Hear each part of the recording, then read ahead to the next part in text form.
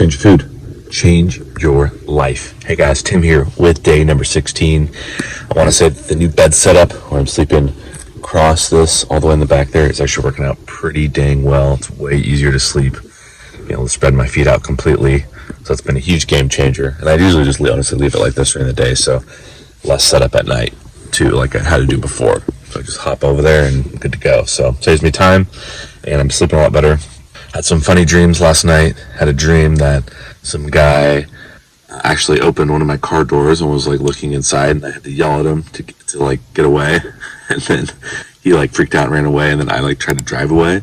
But then apparently I was parked across the street from my parents' house, so then I went over there, and then he came over to my parents' house, like I guess asking about stuff, and then he like saw me and was thinking like was I the guy in the car, and then I was trying to like play it off like I wasn't, and I don't know. So funny dream on that. And then I had another dream that I was the Green Bay Packers were in the Super Bowl, and I wanted to there was like a special group of people that won some sort of sweepstakes or something, and I saw them and I threw on like my Green Bay Packers retro jacket, and I just kind of like jumped in with them, and everyone just thought like I was one of the sweepstakes people, so I was getting like free food and drinks and like all these amenities and stuff.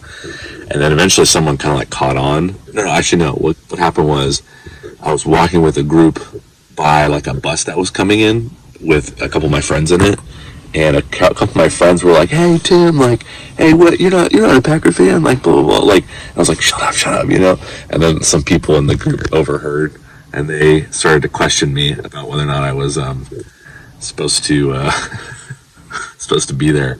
So that was a fun dream. I think I got away with it in the end though, but I'm going to do a little Instacart this morning and then head to the library like usual to do some research, do some trading. I've been doing a little more research lately on the genetic stuff that I talked about in the last video. I'm going to use Ancestry, which is the cheap one, like pretty cheap. It's like $100, and then they'll give me like a PDF zip file that I can then upload to other websites that will give me more information on my genes and specifically kind of what mutations I have or what things are wrong, right? Because we all have essentially genetic mutations, or we're getting incomplete copies of genes or different things. Like each person, we're all kind of like broken in that way.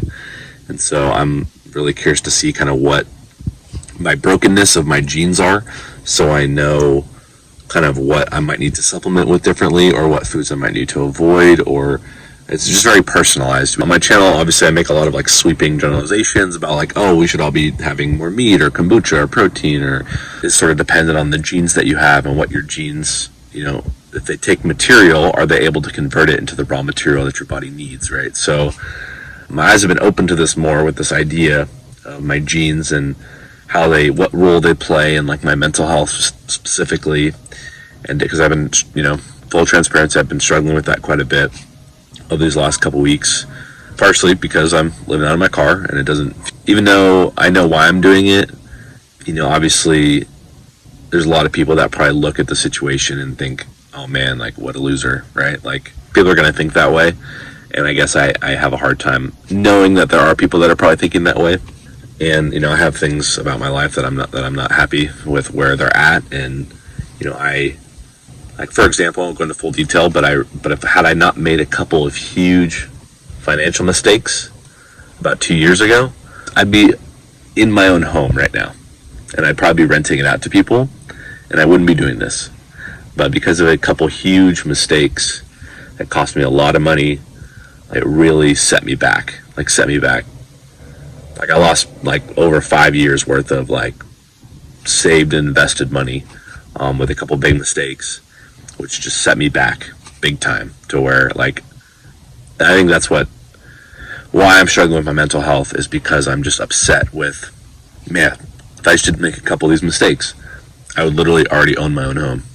And there's a chance that my equity might have gone up by then when I would have bought it, and I might have another home. I might have taken out the equity of that and purchased another home. You know, I might have multiple properties right now, renting out to people, having a nice income coming in, but you know, here I am living out of my car.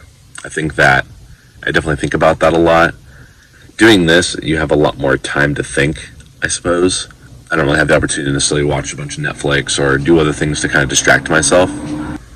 And I definitely feel like I think about that stuff a lot and just pretty frustrated with where I could have been based on just a couple different decisions.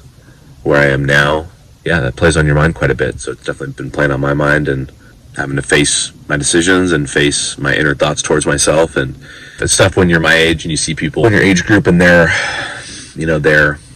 have a home already, or they have a wife, they have kids, and you're me, I'm trying to make sacrifices to get there. That's one of the reasons why I'm doing this, is so I can get there faster. Even though I should have already been there, had I not made a couple big mistakes.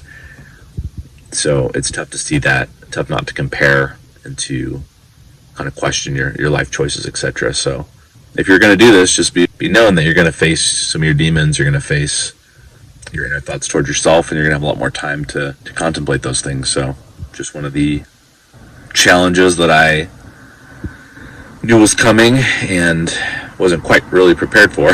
Having a lot of these typical comforts taken away that would normally kind of numb my mind out, essentially, not having that, definitely faced with some of my demons. So I thought I'd share a little tip that may help those of you out there who are doing this or considering doing this. So last night I went to the gym and I did some kind of knee rehab stuff that I do occasionally. So I got kind of a left knee that flares up.